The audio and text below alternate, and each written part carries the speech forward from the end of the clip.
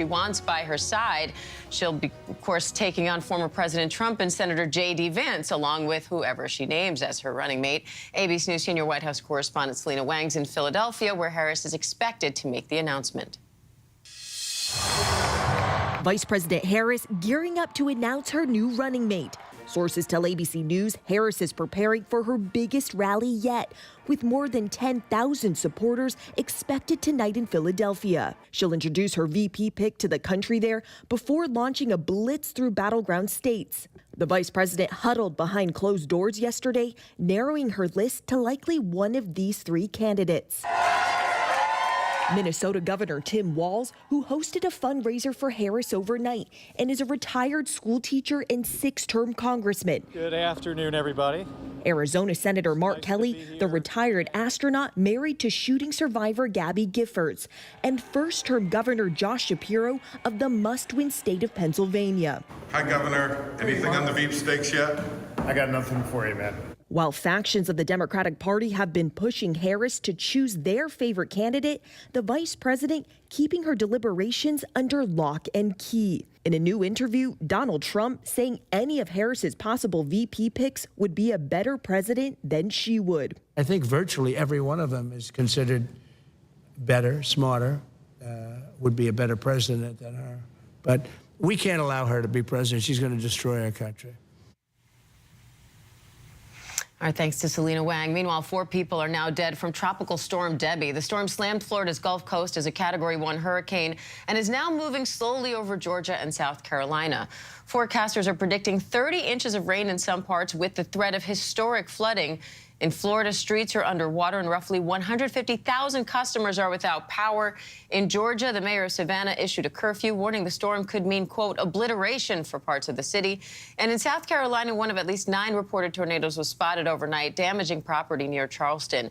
ABC's Trevor Alt is following that travel chaos that Debbie's causing. Victor Kendo's in South Carolina. But first, let's go to Chief Meteorologist Ginger Z in Savannah, Georgia. Ginger, what's it like there right now? Yeah, so we're still just getting kind of what would have been the middle of the storm, because at the 8 a.m. update, the National Hurricane Center, Diane, had the center of Tropical Storm Debbie about 20 miles southwest of us, and it's only moving northeast at 7. And so it's crawling, and you can see behind me, we've had flooding throughout the night, that abandoned car, and this has actually gone down considerably as we've had this lighter rain, another abandoned car in the background there. But we're going to go through the forecast here. This is the all-important one, right? Like, so we're going to begin with a look at that radar that's twisting around. On top of the flood alerts that go all the way up to Raleigh now and down to still Brunswick, you have tornadoes, and they've been popping around North Carolina. A tornado watch that goes up includes Wilmington as well.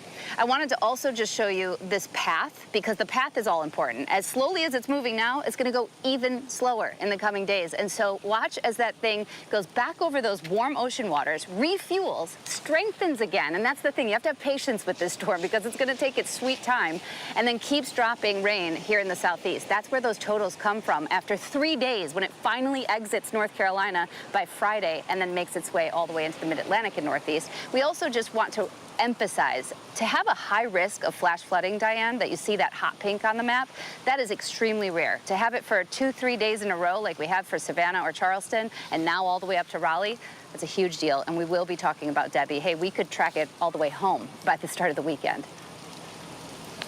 Now, Victor, in Charleston, the flooding is already a major problem. What are you seeing there?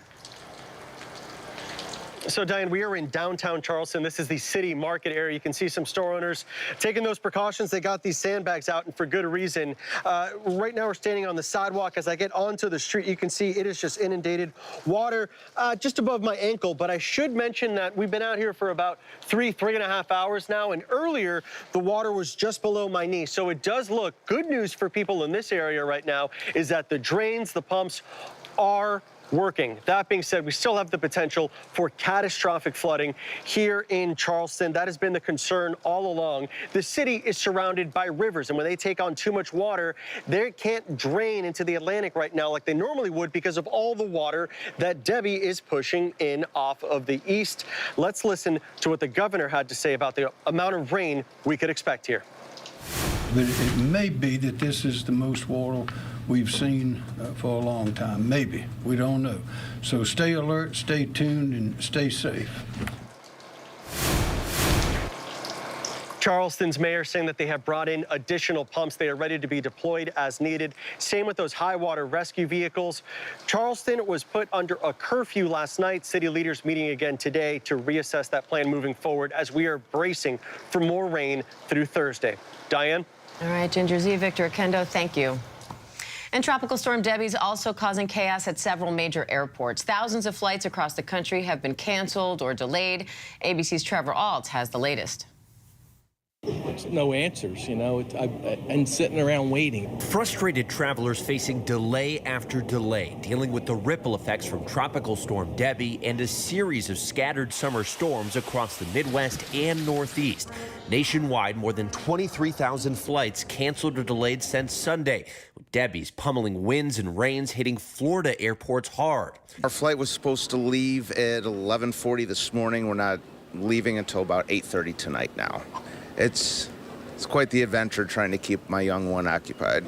Travelers trying to head south are also struggling. Trying to get down there for 2 days. So it's just frustrating, all in general. I get the weather is the cause, but hey, give me some better information so I can plan. American Airlines, which has hubs in Miami and Charlotte, has been hit the hardest, with 412 flights canceled yesterday alone, and all the big airlines are allowing customers to rebook without change fees. And Diane, the FAA is once again warning travelers about disruptions up and down the East Coast today, especially with more thunderstorms expected in the Midwest and again here in the Northeast. And it's coming on back-to-back days with more than 10,000 flight delays and cancellations across the country. Diane? Trevor Alt, thank you. And a fast-moving brush fire in Southern California is destroying homes and prompting evacuations. The Edge Hill fire has burned several homes in Hillside community. The fire so intense, homeowners even jumped in to help battle the flames. ABC News Live anchor Kana Whitworth is in San Bernardino with the latest on that. Kana, what are you seeing? Yeah, Diane, look, good morning. It was really all about speed. I spoke with some firefighters, many of them who've been in this area for decades, and they say they've never seen a fire move this quickly through this area. The people that lived here, you can see their home still smoldering. Look, they only had moments to escape, and they say they tried to save all of their animals that they could, and sadly, not all of them made it out alive. So, Kano, what are officials? Residents east of Los Angeles left to pick up the pieces after a fast-moving brush fire tore through this San Bernardino neighborhood. We were so grateful for this house, and I can't believe it's gone. Flames erupting Monday afternoon, leaving people just minutes to flee the Edge Hill fire. Hey, get out of there! Go! Go, go, go, go, go! 200 firefighters racing to the scene. Got about 5 acres of light fuels, rapid rate of spread, moving uphill with immediate structured threats. You've fought fires on this hilltop before, and you say you've never seen one move as quickly as this one? No, this thing moved very quickly. Winds pushing the fire through dry brush in triple-digit temperatures and right into people's homes. This outdoor garden area first catching fire before spreading to the house, and an RV scene bursting into flames. This is all that's left of that RV that caught on fire, and you can see behind me they're digging up the ground to try to turn off the gas line because it's still burning here. Immense destruction for a fire that burned only 54 acres before its progress was stopped. And we also learned now today that a firefighter was injured in this fire. Also important to note here that this area, Diane, will be in an excessive heat warning throughout the rest of the day today, Diane. And so, Kana, what are officials there telling you now about the origin of the fire? Do they know how it started? Right, so it's early on in this investigation. We were told yesterday that authorities actually took someone into custody suspected of possible arson. That person, though, was released. So the investigation is in its infancy here. They will be out on scene early this morning, all fire investigators, including arson investigators. But again, Diane, there's a real concern about the fire weather in this area. Again, excessive heat warnings throughout San Bernardino and lots of Los Angeles. And this is just one fire that's been stamped out, Diane, because there's at least 17 other fires burning in the state right now. All right, Kana Whitworth in San Bernardino. Thanks, Kana. Stay safe. And the Pentagon says several U.S. service members are injured after a suspected rocket attack on the U.S. airbase in Iraq. A U.S. official confirms to ABC News 2 rockets were launched at the base, and a post-attack damage assessment is now underway. This comes as the U.S. and its allies are preparing to defend Israel from an expected counterstrike from Iran. And now we have a special report. This is an ABC News special report. Good morning. We're coming on the air now with breaking news. Vice President Kamala Harris is set to pick Minnesota Governor Tim Walz as her running mate. There he is right there, two-term governor of Minnesota. I want to go straight to Selena Wang, who is there in Philadelphia. And Selena, Walz appears to fit the all-American definition of a man from middle America. High school teacher, football coach, member of the Army National Guard before becoming a member of Congress and now governor. Exactly. He really has that perfect backstory. He also has those rural roots, and he's really emerged as the dark horse in this Veep Stakes race. He has emerged as the favorite very recently as he has been on the cables, on the network, showing that he can effectively push back on those Republican attacks. He's the one, George, remember, who labeled J.D. Vance and his Republican allies as, quote, weird, which gained a lot of steam with the Harris campaign. He has this folksy, personal, informal vibe that has really appealed to a lot of Democrats, and they believe that his rural backstory, the fact that he was a former member of the NRA, as you say, he is this former high school teacher, he was a football coach, that this can help appeal to those independent swing state voters.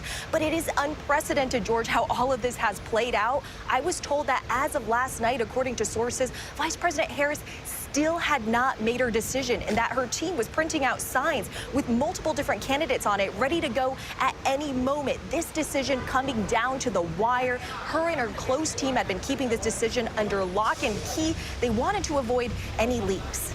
And let me bring in John Carl, our chief Washington correspondent. We know that the vice president met with 3 finalists on Sunday, not only Governor Walz, but also Governor Josh Shapiro of Pennsylvania, Senator Mark Kelly of Arizona. Yeah, all 3 had strong arguments to make to be her running mate. All 3 under serious consideration until the very end. Tim Walz came through as somebody that, frankly, Kamala Harris was comfortable with. She actually had known Josh Shapiro much longer. The 2 of them, both former attorneys general. She had had a longer relationship with him, but people that I've spoken to said she really hit it off with Tim Walz. Both of them coming from states that are important. Pennsylvania, perhaps the most important battleground state, but Minnesota, a state that Democrats won last time and we're counting on winning again, but where Donald Trump had shown strength. And more importantly, it's that whole area, Minnesota, Wisconsin, Michigan. The feeling was having a Midwest governor who had governed in a state that has significant pockets of Republican voters would be good for her. And if you look at his experience in Congress, George, he's a 6-term member of the House before he ran for governor. His district is a district that Donald Trump carried quite handedly, a pretty conservative district. And as a member of Congress, he was viewed as a moderate Democrat. Now, he is seen, certainly among these 3 finalists, as the most progressive,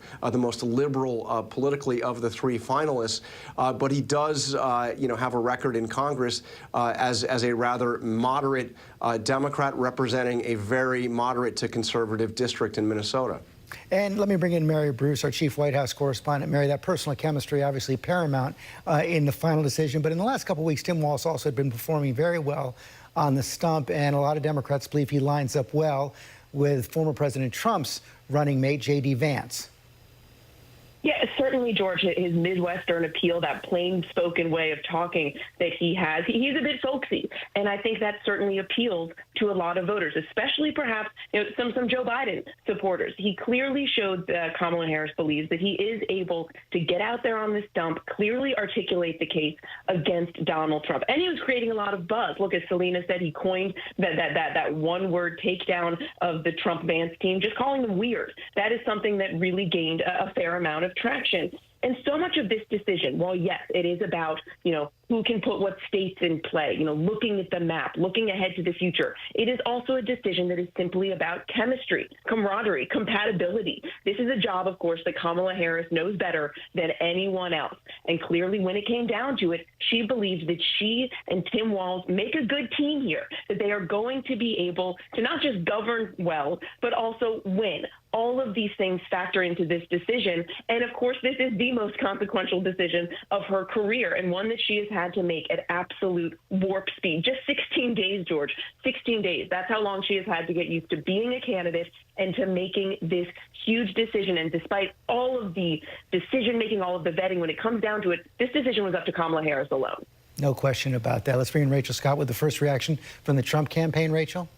Yeah, we're just getting word in from Donald Trump's campaign and also from the former president and his allies saying, quote, even worse than dangerously liberal and crooked Kamala Harris.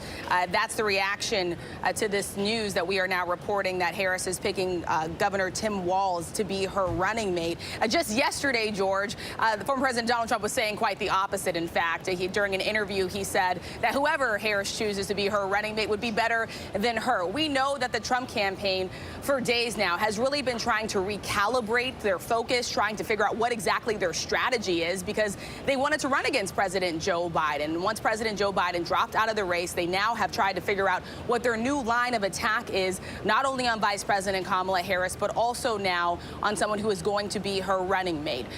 When President Biden was still in the race, we know there was that phone call between Senator J.D. Vance and also Vice President Kamala Harris agreeing to meet once again on the debate stage. We'll have to see what happens with a potential vice presidential debate and whether or not Governor Tim Walz will agree to debate Senator J.D. Vance, Donald Trump's running mate. George. Okay, Rachel, thanks. Let's bring in our political director, Washington Bureau Chief Rick Klein. And Rick, as now that we know that it's going to be Walz, I imagine he's going to be on a continuous loop between the states of Michigan, Pennsylvania, and Wisconsin. And we're seeing this at a time when Kamala Harris does have some momentum in those states. George, the Harris campaign knows that if you win in the upper Midwest, you almost certainly win the election. And the movement that we've seen in the battleground state polling and the 538 polling average just since Joe Biden left the race is substantial, and it's particularly pronounced in those upper Midwest states, in Wisconsin, in Michigan, in Pennsylvania. Now, Tim Walz isn't from any of those states. Other finalists like Josh Shapiro were, but Walz is from just the other side of those states. He represents a part of the country, a redder part of a bluer state, as John Carl pointed out, that's critical. A lot of voters there are similar to the voters in Wisconsin and in Michigan and in Pennsylvania that will almost certainly decide the election. I think it's fair to assume that Governor Walz, after he's selected, will spend plenty of time in those battleground states, as will Vice President Harris herself. She's going to be in Pennsylvania later today. She's planning to hit all of those big battlegrounds in the next couple of days. You see that shift. All of those three states at the top, Wisconsin, Michigan, and Pennsylvania, that by themselves almost certainly would make Vice President Harris President Harris, and her hope will be that Tim Walz helps deliver those states. Doubling down on the Midwest. Okay, Rick Klein, thanks very much. One more time. Vice President Kamala Harris has picked Minnesota Governor Tim Walz, poised to pick Tim Walz as her running mate. We're going to return now to our regular programming. For many of you, that's Good Morning America. Of course, there's going to be much more tonight on World News Tonight, and you can get the latest anytime on ABC News Live and abcnews.com. Have a good day. And you're watching ABC News Live. Special coverage now of Vice President Kamala Harris's decision on her running mate. Harris is poised to pick Minnesota Governor Tim Walz as her potential vice president. Walz is a former public school teacher, now in his second term as governor. He served in the Army National Guard and coached high school football and basketball before being elected to Congress in 2006. As a surrogate for Harris, Walz has praised her for re-energizing the party and defended her record against Trump's attacks, claiming that she is ultra-liberal. As governor, he's implemented a bevy of progressive policies, including paid family leave, universal school breakfast and lunch, legalization of recreational marijuana use, state codification of abortion rights, and gun control measures like universal background checks and red flag laws. This is a very different race than just 2 weeks ago when President Biden dropped out of the race, opening the door for Vice President Harris to become the top of the ticket. And now we're learning who she's poised to name to be by her side on the campaign trail. I want to go to senior White House correspondent Selena Wang for more. Selena, what does this choice do for the strength of the Democratic ticket?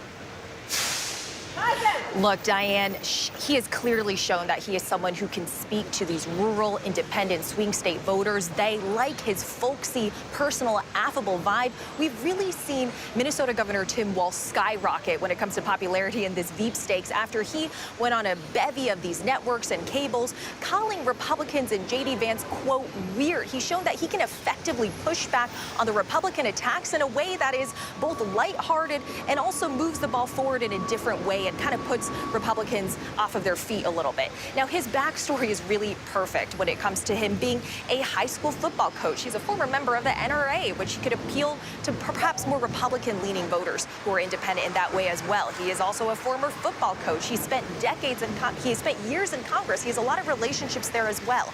And when it comes down to it, though, he is not actually from a battleground state. That's why there was so much speculation about Governor Josh Shapiro of Pennsylvania being the favorite. But ultimately, Vice President Harris, I'm told, really cares about chemistry. She cares about someone who she can trust, as well as picking someone who can help her win. Now, there are questions, though, about how this will really broaden the base when it comes to the policies. As you just said, Diane, he has enacted a slew of progressive policies, so you can definitely expect these Republican attacks to say that he is even more liberal than Vice President Kamala Harris. Selena, that said, how do they use that to try to appeal to more moderate voters, particularly for a candidate who's not coming from a critical battleground state like Arizona, like Pennsylvania?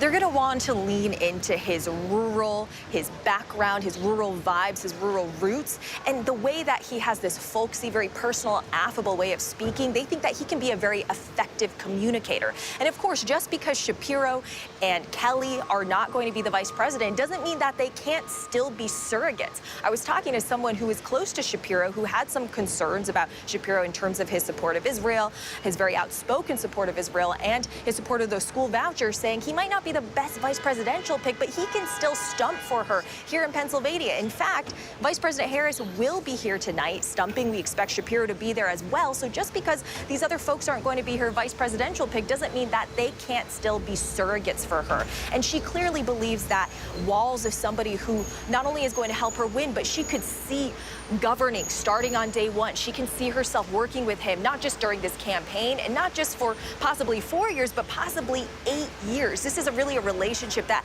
cannot just be thought of in the short term, but needs to be someone you can see yourself sticking with in the long term through lunches, dinners, minute by minute, moment by moment decisions. And I want to bring in our senior congressional correspondent, Rachel Scott. Rachel, what does this mean for the Trump campaign? Yeah, well, we're already getting word right now from the Trump campaign and the super PAC in a statement that they just put out that was signed by the former president, calling Tim Walz even worse than, quote, dangerously liberal and crooked Kamala Harris, saying that he's just that bad. You know, this is interesting and it's quite a contrast, honestly, to what the former president was saying even just yesterday about whoever Kamala Harris was going to be picking as her running mate.